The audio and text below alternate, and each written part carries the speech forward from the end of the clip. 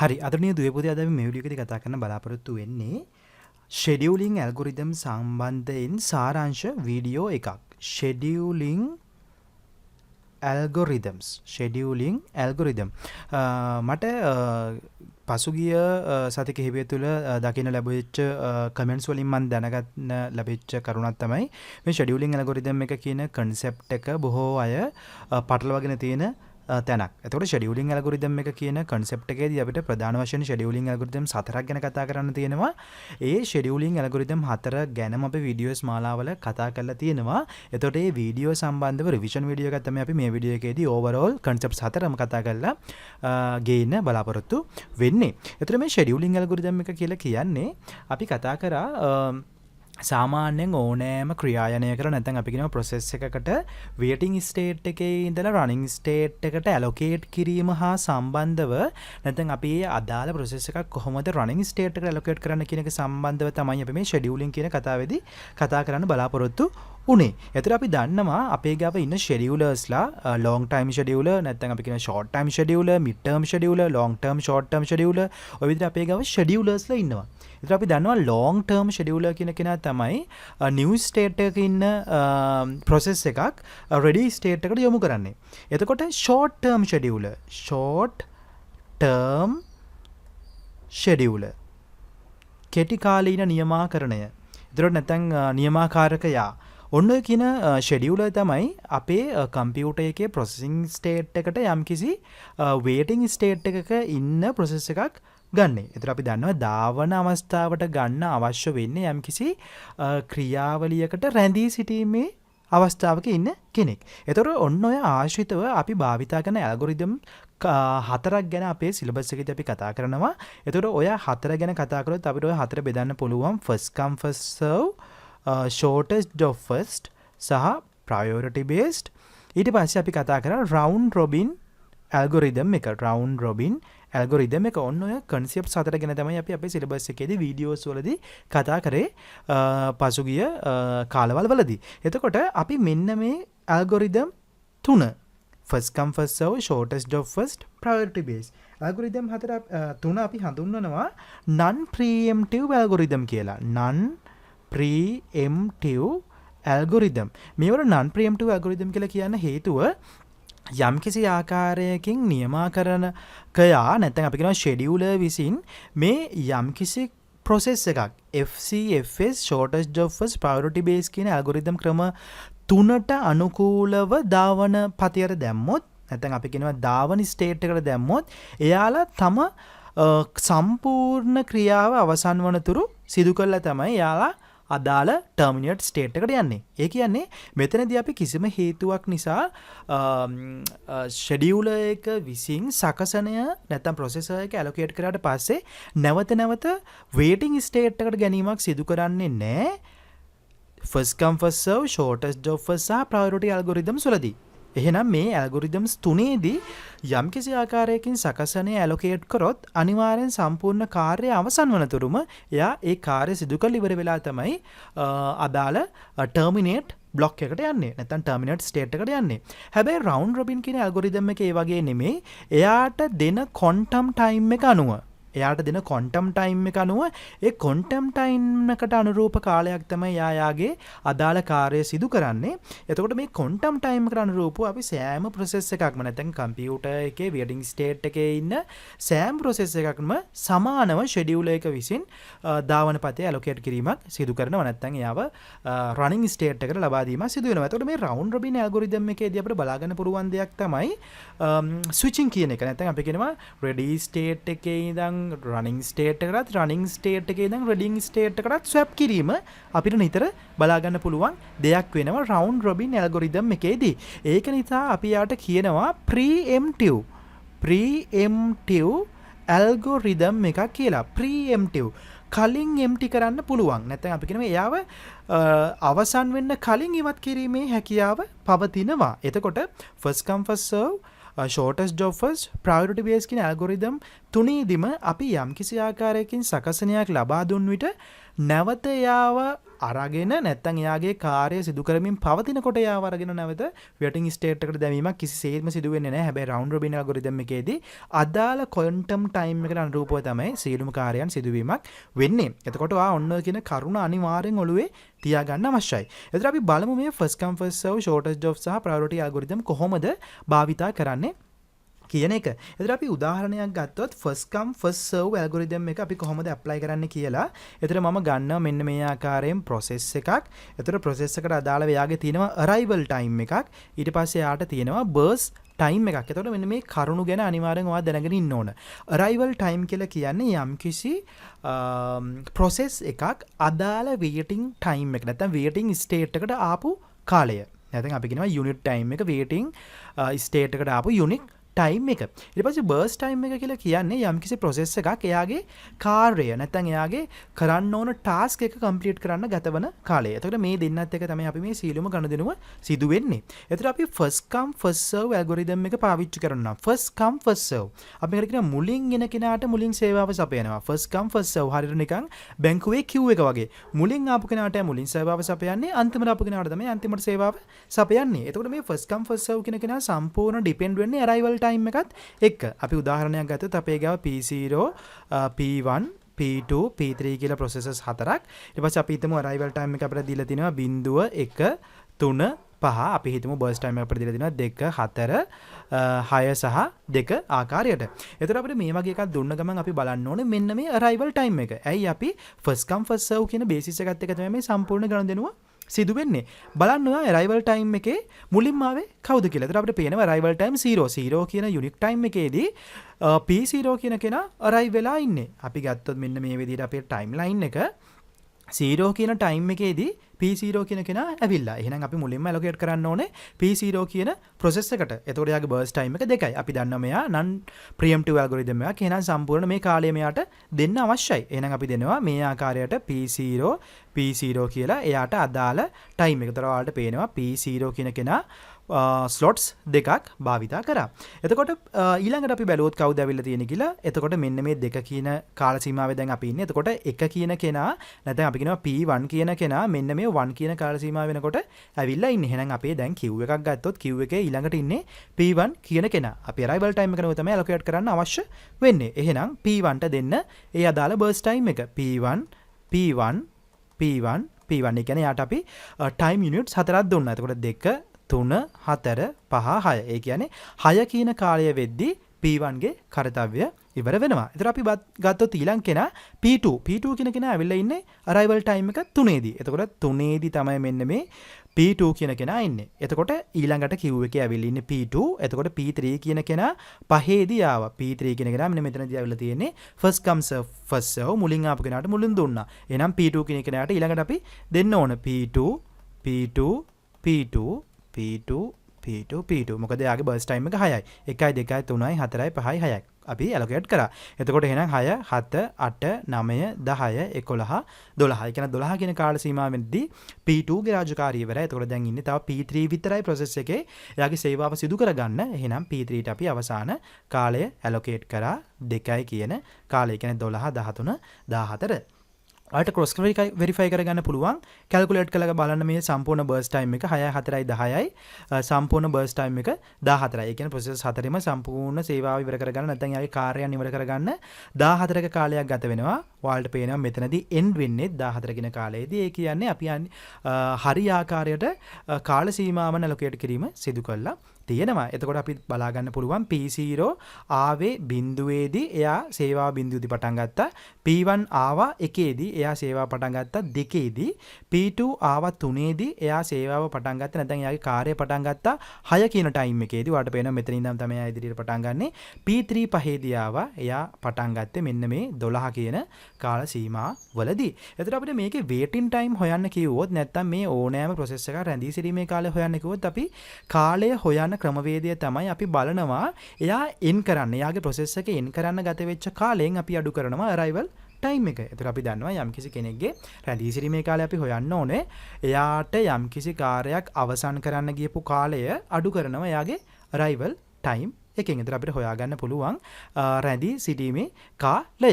එතකොට දැන් මෙතනදී waiting time එක කිව්වහම ඔයා කැල්කියුලේට් කරන්න අවශ්‍ය වෙන්නේ burst time එක ඉවත් කළා. burst time එකත් ඉවත් කළා තමයි ඔයා waiting time එක හොයන්න ඕනේ. මොකද ඔයා arrival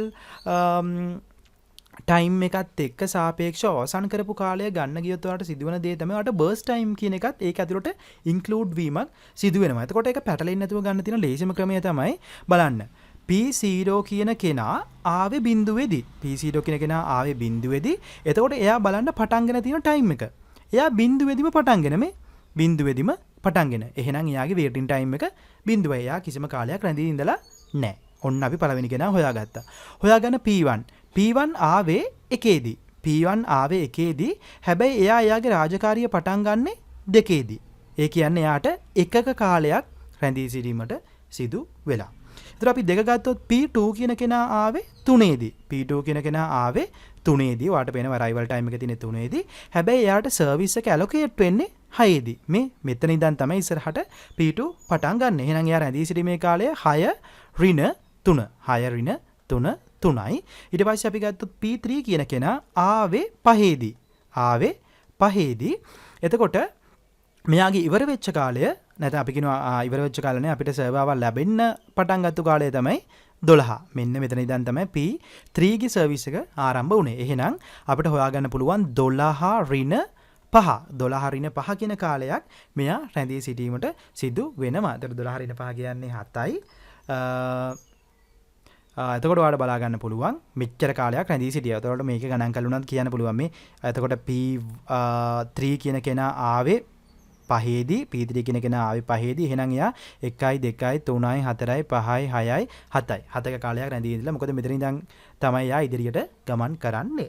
එතකොට ඔයාලට ඔන්න ඔය කියන කරුණ ඔලුවට තියාගන්න අවශ්‍යයි. එතකොට මේ තමයි සම්පූර්ණ waiting time එක අදාළ process වලට අදාළව. එතකොට ඔයාලට average waiting time එක හොයන්න ඕන නම් මොකද්ද කරන්න ඕන? මේ ටික එකතු කර 7 3 10 1යි 11 බෙදුවා සම්පූර්ණ process ගානෙන්. එතකොට ඔයාලට එනවා average waiting time එක. එතකොට ඔන්න ඔය ක්‍රමවේදය තමයි first come first serve කියන algorithm එකේදී ඔයා පිළිපදින්න අවශ්‍ය වෙන්නේ. ඊට පස්සේ අපි කතා කරා shortest job first. shortest job first එකේදීත් ඔයාලට මේ විදිහටම තමයි කොටස් තුන තියෙන්නේ. process එක තියෙනවා, arrival time එක තියෙනවා, burst time එක තියෙනවා. ඒතර අපි හිතමු P0, P1, P2, P3 කියලා processes හතරක් තියෙනවා. අපි arrival time එක ගමු 0.2 3 සහ 5 කියන කාලය. අපි burst time එක හිතමු. අපිට තියෙනවා 5 3 2 සහ 4 කියලා අපි හිතමු. වෙන ආකාරයට අපිට burst times ලබා දීලා තියෙනවා. ඒතර අපිට මේ ගාන කරන්නේ කොහොමද? ඒතර මෙතනදී කියන්නේ shortest job first. අපි මුලින්ම දෙන්න ඕනේ shortest කාලය තියෙන process එකට. shortest කාලය තියෙන process එකට. හැබැයි මේක ගොඩක් ළමයා වරද්ද ගන්න තැනක් තමයි shortest job first කිව්ව ගමන් එහෙනම් කෙටිම කාලය තියෙන process එක මොකද්ද? අපි යාට මුලින් allocate කරනවා කියලා allocate කරන්න පටන් ගන්නවා. ඒ ක්‍රමවේදය වැරදි. අපි මේකේ allocate කරද්දී allocate කරන ක්‍රමවේදය තමයි අපි හොයනවා arrive වෙලා ඉන්න processes වලින්. නැත්නම් අපි කියනවා යම්කිසි කාලයක් ගනිද්දී ඒ කාලය වෙද්දී ඇවිල්ලා ඉන්න processes සියල්ලගෙම shortest කෙනාට තමයි අපි allocate කරන්නේ. ඔන්න ඔය concept එකයි ඔළුවේ තියාගන්න ඕන. යම්කිසි ආකාරයකින් shortest job first algorithm එක දානවා නම් ඔයා බලන්න ඕනේ ඇවිල්ලා ඉන්න අයගෙන් shortestම කවුද? අන්න යාටයි අපි process එක allocate කරන්න ඕන. දැන් ගන්න මේ උදාහරණය. මේ උදාහරණය ගත්තොත් අපි ටයිම්ලයින් එක ඇන්දොත් අපිට බිඳුව කියන කාල සීමාවේදී බිඳුව කියන ආරම්භ කාල සීමාවේදී අපිට ඇවිල්ලා ඉන්නේ P0 කියන කෙනා විතරයි. එතකොට අපිට allocate කරන්න කියලා කෙනෙක්ට ඉන්නේ P0 විතරයි. අපි එහෙනම් අනිවාර්යෙන් මෙයාව allocate කරන්න වෙනවා. එතකොට P0 ගේ කාලය 5යි. අපිට මේ ආකාරයෙන් allocate කරන්න පුළුවන් 5ක කොටසක්. එතකොට මේ ආකාරයෙන් ඔයාලට පේනවා 5ක් allocate කරා. ඒ කියන්නේ 1 2 3 4 5. එතකොට මේව ඇවිල්ලා non preemptive algorithm. allocate කරාට පස්සේ අපිට ඒව ගලවලා අයින් කරන්න බෑ. එහෙනම් P0 කියන කාලය සීමාව තුළදී ඇවිල්ලා ඉන්නේ අපිට එකම එක්කෙනා P0 විතරයි. 0 කාලය සීමාව තුළදී එහෙනම් අනිවාර්යෙන් අපිට P0ට allocate කරන්න වෙනවා. එතකොට අපි බලන්න ඕනේ මෙයාගේ කාර්යය ඉවර වෙද්දී තව කවුද ඇවිල්ලා ඉන්නේ. එතකොට P1 ආවා දෙකේදී. P1 ආවා දෙකේදී. P2 ආවා 3ේදී. P2 ආවා 3ේදී. P3 ආවා 5ේදී. ඒ කියන්නේ අපිට ඊළඟට allocate කරන කෙනාව ගනිද්දී 3 දෙනෙක් දැනටමත් queue එකේ ඉන්නවා. දැනටම 3 දෙනෙක් queue එකේ ඉන්නවා. එතකොට ඒ කියන්නේ මෙයාගේ බර්ස් ටයිම් එක 3යි, මෙයාගේ බර්ස් ටයිම් එක 2යි, මෙයාගේ බර්ස් ටයිම් එක 4යි. එහෙනම් ඔයා දැන් සිලෙක්ට් කරන්න ඕනේ මේ 3 දෙනාගෙන් අඩුම කෙනා. මේ 3 දෙනාගෙන් අඩුම කෙනා. ඒතර මේ 3 දෙනාගෙන් අඩුම කෙනා වෙන්නේ අපි දන්නවා P2. P2 ගේ බර්ස් ටයිම් එක 2යි. එහෙනම් shortest job first නම් අපි shortest කෙනා තමයි allocate කරන්න ඕනේ. එහෙනම් allocate කරන්න P2.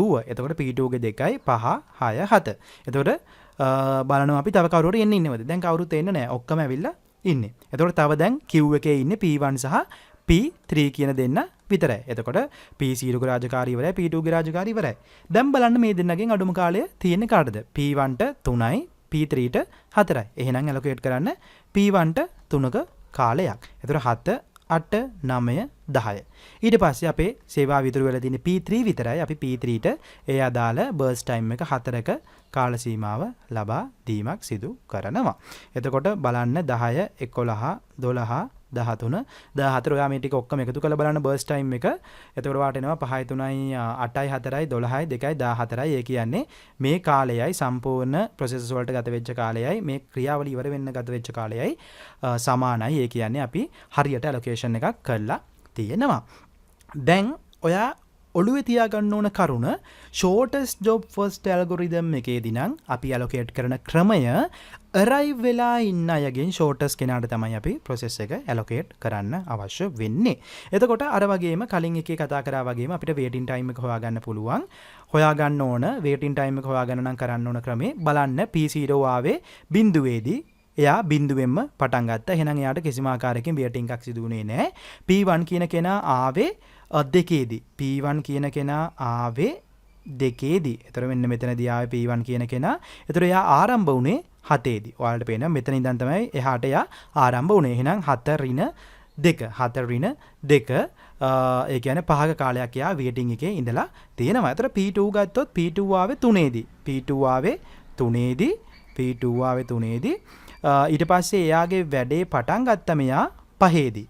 වැඩේ පටන් ගත්තා 5ේදී. ඒ කියන්නේ 5 ඍණ 3 මෙයා දෙක කාලයක් තමයි ඉඳලා තියෙන්නේ. මෙන්න මේ කාල සීමාව තුළ තමයි එයා ඉඳලා තියෙන්නේ.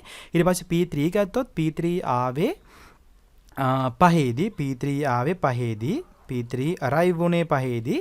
ඊට පස්සේ මෙයා ඉවර වුණේ නැහැ. මෙයාට අදාළ කාල සීමාව ලැබුණේ මෙන්න මේ 10 කියන කාලයේ. 10 කියන කාලය. එහෙනම් මෙයා 10 ඍණ 5 5ක කාලයක් රැඳී සිටින්න සිදු වෙලා. ඒතර ඔයාලට පේනවා මෙයා ආවේ 5ේදී, මෙයා ආරම්භ උනේ 10ේදී. ඒ කියන්නේ මෙයා 10 ඍණ 5 5ක කාලයක් රැඳී සිටීමක් වෙලා තියෙනවා.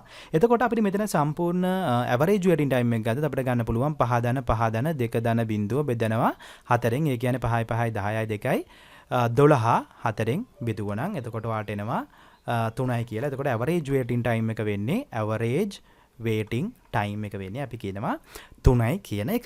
එතකොට first come first serve සහ shortest job first algorithms වල වෙනස්කම දැක්කොත් අපි first come first serve එකේදී අපි කරන්නේ algorithm එක allocate කරන නැත්නම් allocation order එක වෙන්නේ එන පිළිවෙලට.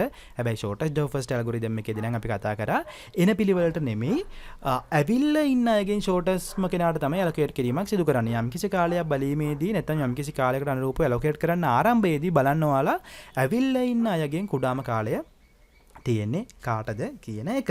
එතකොට අපි තුන්වෙනි non preemptive algorithm එක තමයි මෙන්න මේ priority based කියන algorithm එක. priority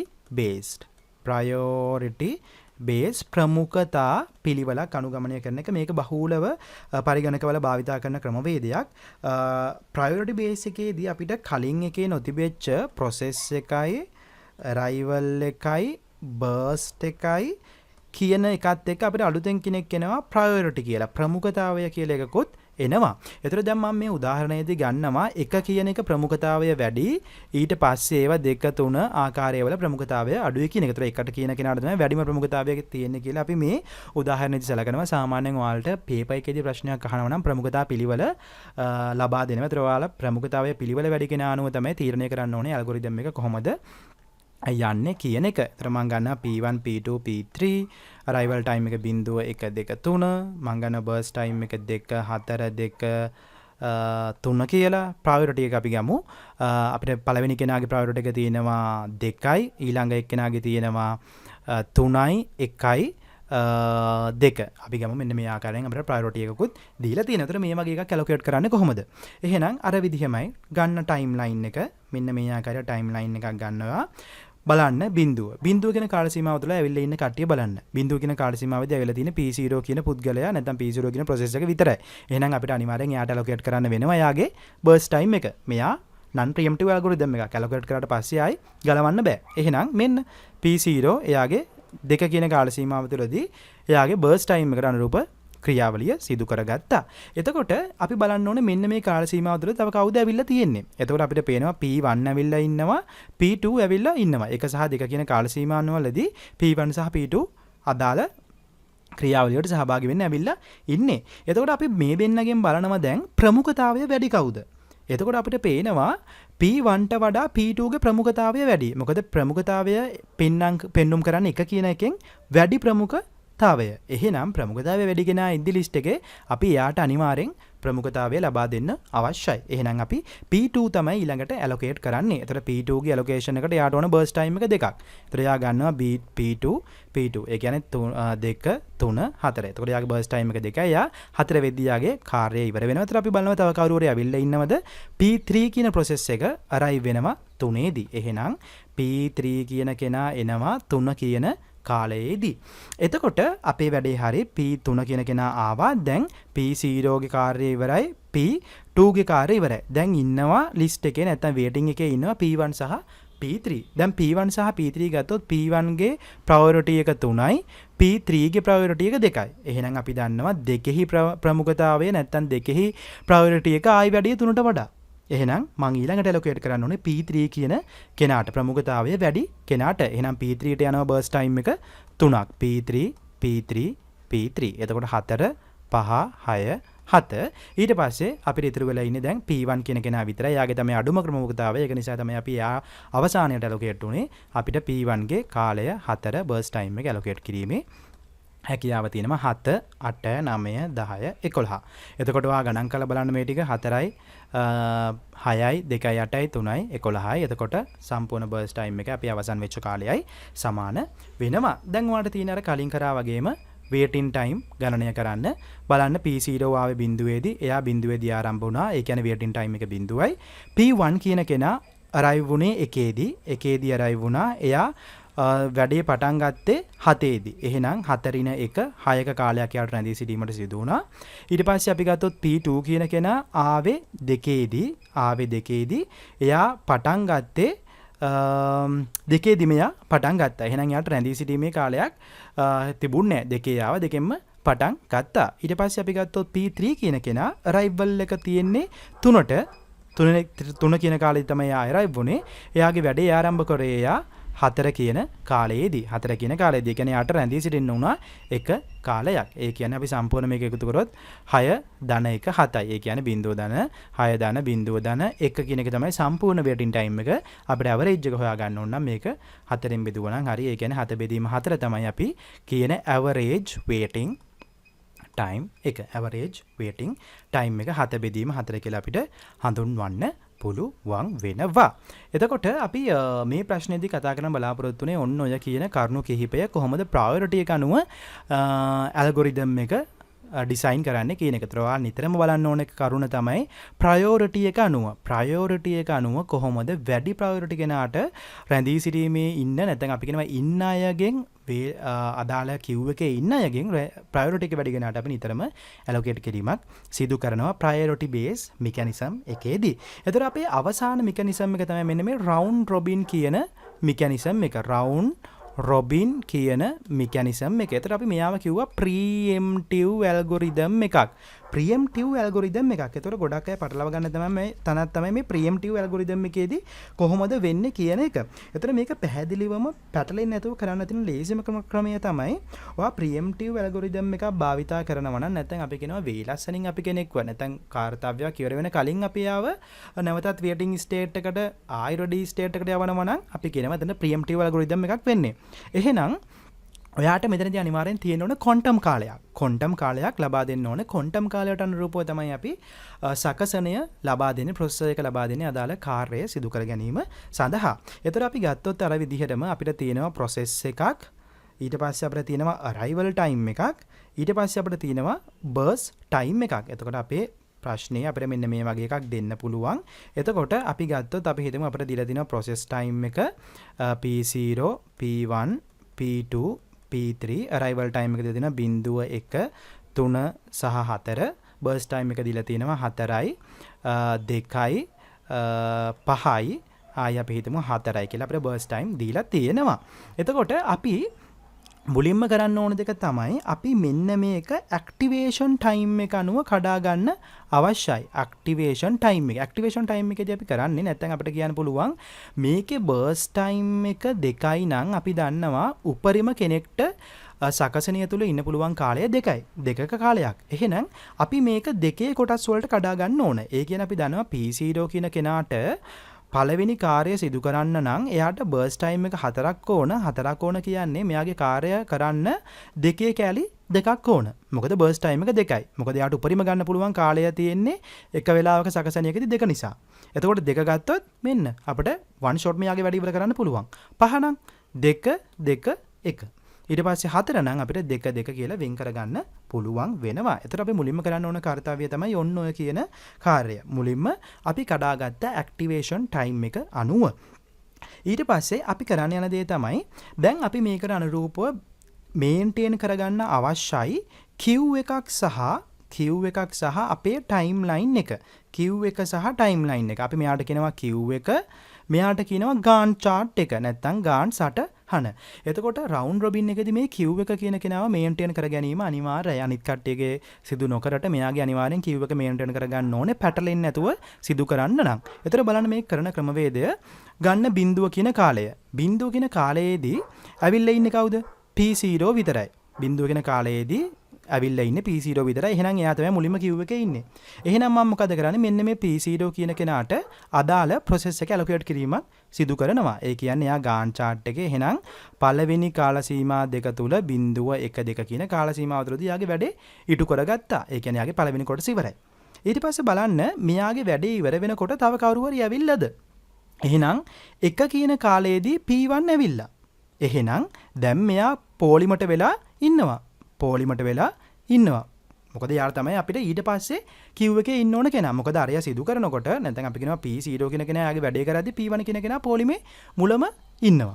එතකොට P1 කියන කෙනා ඉන්නවා. දැන් P0 ගේ රාජකාරිය ඉවර නැති නිසා තාම අපි එයාව ආයි පාරක් queue එකට ඇඩ් කිරීමක් සිදු කරා.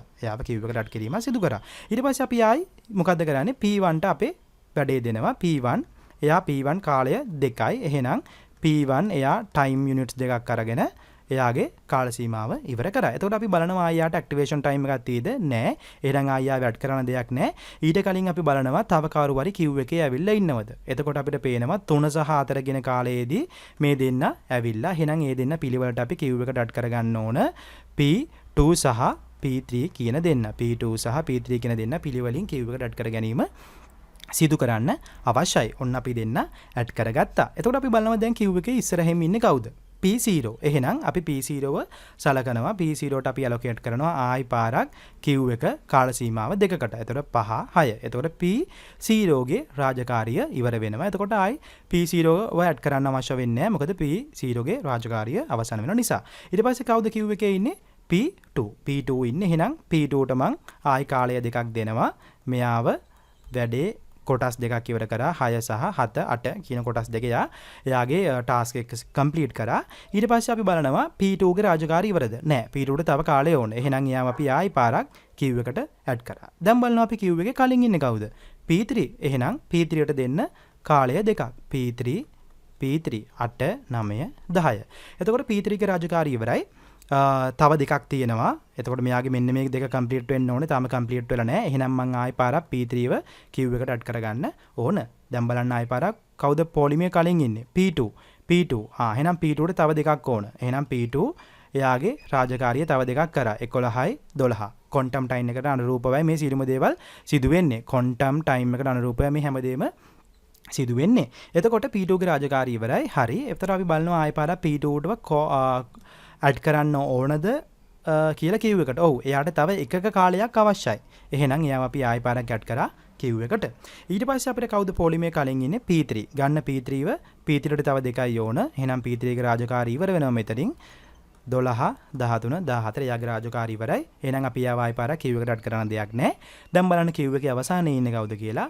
P2 P2 ගත්තා අපි යාගේ කාලයට අනුරූපව එකක් ඇඩ් කරා. මොකද යාට තව එක කාලයක් තමයි යුනිට් 1 ටයිම් එකක් තමයි අවශ්‍ය වෙන්නේ යාගේ රාජකාරිය ඉවර කරගන්න. එතකොට අපිට බලා ගන්න පුළුවන් මෙතනදී මෙන්න මේ ආකාරයේ ඇලොකේෂන් එකක් තමයි වෙන්නේ. ඔයාලා තේරුම් ගන්න ඕන දේ තමයි අපි මෙන්න මේ queue එක ඇලොකේට් කරද්දී ඇලොකේට් කරන ආකාරය. අනිවාර්යෙන් බලන්න අවශ්‍යයි යම්කිසි ආකාරයකින් process එකක ඇලොකේෂන් එක ඉවර වෙද්දී කවුරු හරි කෙනෙක් ඊට කලින් ඇවිල්ලාද එහෙනම් එයාව queue එකට ඇඩ් කරගන්න අවශ්‍යයි. ඊට පස්සේ දෙවෙනි කාරණය ඔයා බලන්න යම්කිසි process එකක කාර්යයක් අදාළ quantum time එක කරන රූප අවසන් වූ විට තව එයාගේ activation time එකේ කරන්න රාජකාරියක් තියද යම්කිසි ආකාරයකින් මෙතන තව ඉතුරු වෙලා තියෙනවා නම් එහෙනම් එයාව නැවත වාරයක් අපි queue එකට add කර ගැනීම අනිවාර්යයි.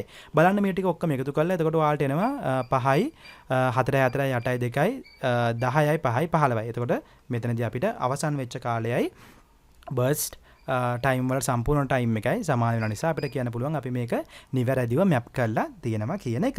දැන් ඔයා බලන්න ටර්මිනේට් ටයිම් එක. එතන මේකෙදී අපිට කැල්කියුලේෂන් එක කරන්න අපි ටිකක් වෙන ආකාරයකට ගන්න ටර්මිනේටින් ටයිම් එක හැම process එකක්ම ඉවර වෙච්ච කාලය. එතකොට P0 කියන කෙනා ඉවර උනේ 2 කියන කාලයේදී. දෙකේදී ඉවර වුණා. ඊට පස්සේ P1 කියන කෙනා ඉවර වුණා. P1 කියන කෙනා ඉවර උනේ 4ේදී. P1 කියන කෙනා නෑ P0 කියන කෙනා ඉවරුනේ 6ේදී අපිට පොඩ්ඩක් වැරදුනා. P0 කියන කෙනා ඉවරුනේ 6ේදී මෙතනදී. ඊට පස්සේ P1 කියන කෙනා ඉවර වුණා 6ේදී 4ේදී. ඊට පස්සේ P2 කියන කෙනා ඉවර වෙන්නේ 15ේදී.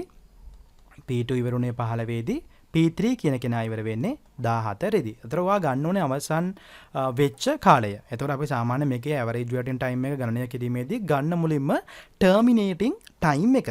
ඊට පස්සේ ඔයා ගන්න ඕන ස්පෙන්ඩින් ටයිම් එක. ස්පෙන්ඩින් ටයිම්. ස්පෙන්ඩින් ටයිම් එකේදී අපි හොයනවා මෙයා කොච්චර කාල සීමාවක් මෙන්න මේ සම්පූර්ණ සකසනේ සහ වේටින් ටයිම් එකේ හිටියද? සකසනේ සහ වේටින් ටයිම් එකේ හිටියද? එහෙනම් ස්පෙන්ඩින් ටයිම් එක හොයන්න ක්‍රමය තමයි ටර්මිනේටින් ටයිම් එකෙන් අඩු කරන්න අරයිවල් ටයිම් එක. එහෙනම් 6 රින 0.6යි. 4 රින 1 3යි.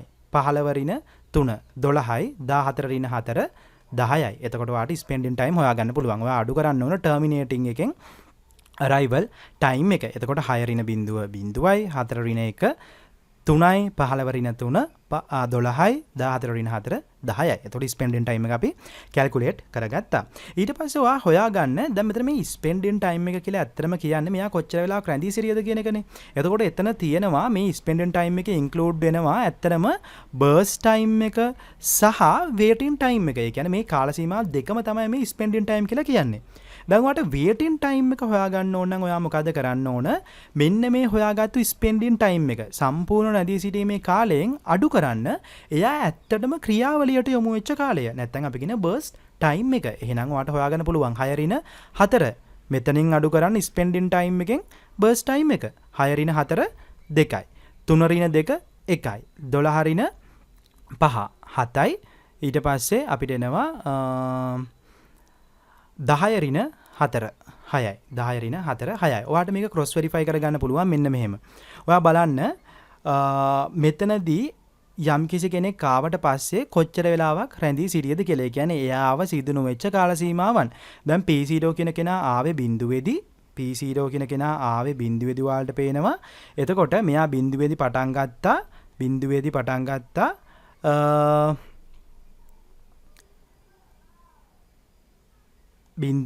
ගත්තා මෙයා 6ේදී ඉවරුණා. ඒ කියන්නේ මේක තුල ඔයාලා ගියොත් මෙන්න මේ ආරම්භයේ සිට අවසානය දක්වා ඔයා ගමන් කරොත් මෙයාගේ බලන්න P0 නැති අවස්ථා කීයක් තියෙද? මෙන්න 1යි 2යි 1යි 2යි මෙන්න එයාගේ වේටින් ටයිම් එක.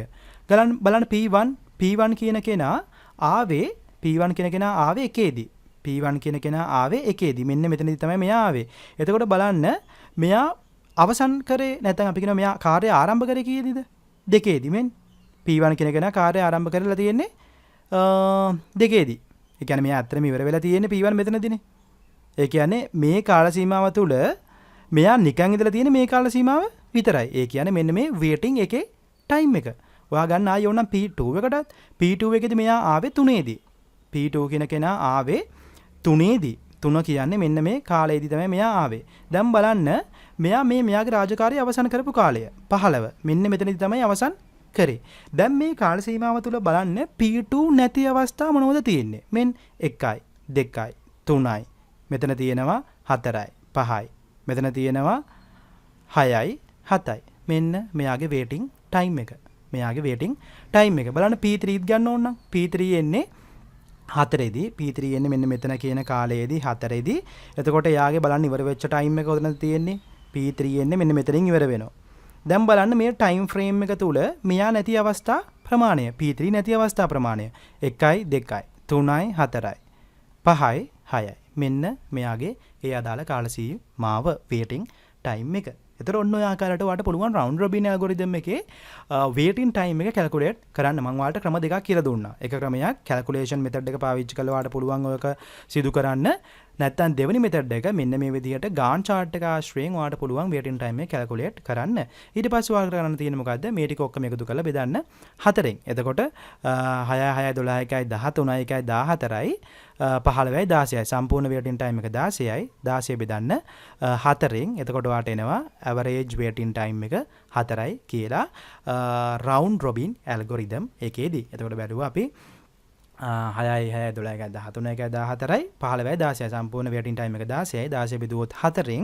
එතකොට අපිට එනවා average waiting time එක 4යි කියලා. එතකොට අපි මේ වීඩියෝ එකේදී ප්‍රධාන වශයෙන්ම කතා කරන්න බලාපොරොත්තු වෙන්නේ සම්පූර්ණ scheduling algorithm වලට අනුරූපව සාරාංශයක් කොහොමද මේ ගණන් සුළු කිරීම සම්බන්ධයෙන්. එතකොට අපි කතා කරා preemptive සහ non preemptive කියන algorithm ක්‍රමවේද දෙක ගැන. preemptive එකේදී අපි කිව්වේ යම්කිසි process එකක් සැකසනයට allocate කරාට පස්සේ allocate කරාට පස්සේ යාගේ කාර්ය සිදු කිරීමට කලින් අපි ඒව ඉවත් කරනවා නම් අපි යාවට කියනවා preemptive algorithm එකක්. එතකොට අපි යම්කිසි ආකාරයකින් අපි යම්කිසි process එකක් සැකසනයට allocate කරාට පස්සේ අවසන් මොනතුරු අපි ඒව අයින් කරන්නේ නැත්නම් අපි යාට කියනවා non preemptive algorithm එකක් කියලා. එතකොට ඔන්න ඔය කියන කරුණත් එක තමයි අපි ඉදිරියට කතා කරන්න ඕනේ. මෙන්න මේ කියන කරුණු ටික.